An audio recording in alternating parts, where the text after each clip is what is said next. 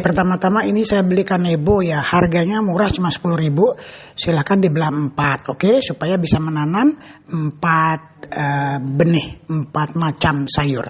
Oke, potong 4, lalu cuci, yuk cuci bersih, tidak boleh pakai sabun, oke.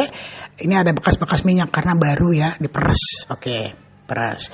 Nah setelah itu kasih air, oke. Nah terus cuci nampannya harus pakai sabun yang bersih karena nampan sering dipakai ya jadi kotor.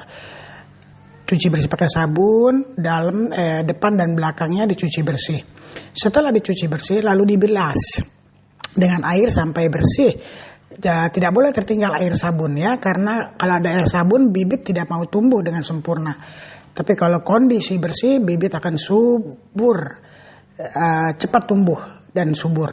Nah ini kanebonya, oke. Ya, sekarang kita mau ngebibit. Nah ini kita taruh dulu kanebonya ya, 2 lembar untuk 2 jenis kale. Kebetulan saya mau nanam kale. Nah ini waktu naruhnya di beber supaya apa? Supaya waktu dia pecah tidak saling ikat mengikat, itu susah diambil. Dan saya yang jatuh-jatuh ini pungutin, naikin ke kanebo karena dia butuh air. Nah setelah itu taruh di situ, tapi tetap dikasih nama ya, di sininya kasih nama supaya kalau itu jatuh kita masih tahu bibit apa itu. Oke, ini setelah jadi, oke, ini namanya Red Ursa, yang ini Nero. Nah, saya tidak suka pakai karena ditutup rapat. Setelah itu masuk ke gudang. Sorry, saya tidak suka pakai tisu karena tisu lengket dengan benihnya nanti kalau sudah pecah. Nah, disimpan di gudang tempat yang gelap, lalu diganjel sama apa aja, boleh diganjel agak berat, supaya dia kedap udara, nggak ada udara masuk. Nah sekarang kita mulai pemotongan rockwool. Rockwool itu dipotong selebar penggaris aja. Karena saya males ngitung-ngitung ya, ini kurang lebih 3 cm. Dikali 3, jadi dia akan kotak tuh. Ya toh, oke. Modelnya kotak begitu. Nah ini 3 kali 3, pas buat net pot. Ini 1 lembar jadinya banyak. Harga selembarnya tuh 100.000 waktu saya beli. Nah ini setelah 24 jam, nah ini bibitnya pecah udah. Nah si rockwool itu saya rendam air di sini, habis direndam air dibolongin pakai pensil, oke. Nah setelah dibolongin si benihnya ini dimasukkan, kepalanya di atas, ekornya di bawah ya. Jangan kebalik, karena kalau kebalik nanti nggak bisa tumbuh. Oke, kepalanya di atas, ekornya di bawah. Nah yang ini belum bisa, kayaknya kemudian ini besok. Yang kita kerjakan yang ini dulu, yang udah pecah panjang tuh. Nah lalu kita taruh langsung yang kena sinar matahari mutlak.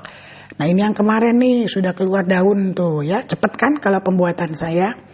Nah ini yang barusan kelar.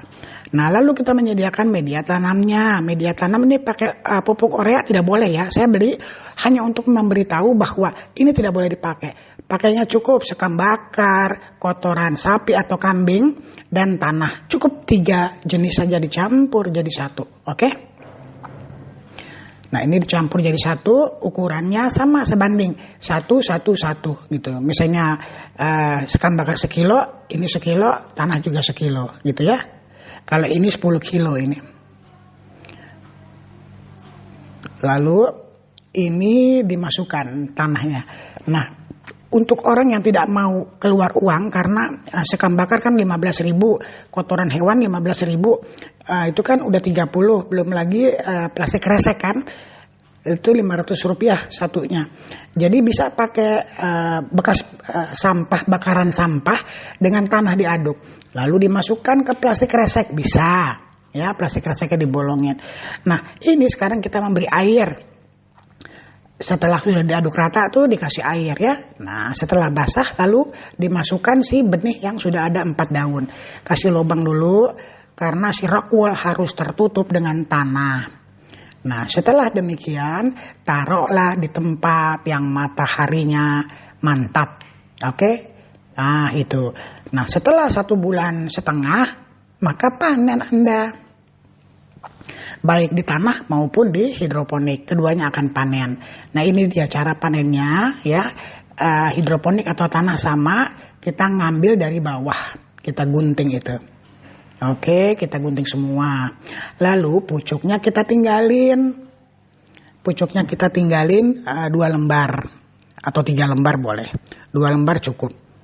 Karena biar kita bisa panen setiap minggu. Nah jadi setiap minggu kita bisa panen. Nah yang kecil ini akan besar dalam seminggu. Oke ibu-ibu, selamat mencoba ya, sukses. Yang gak punya uang jangan takut, bisa kok menanam kale secara organik.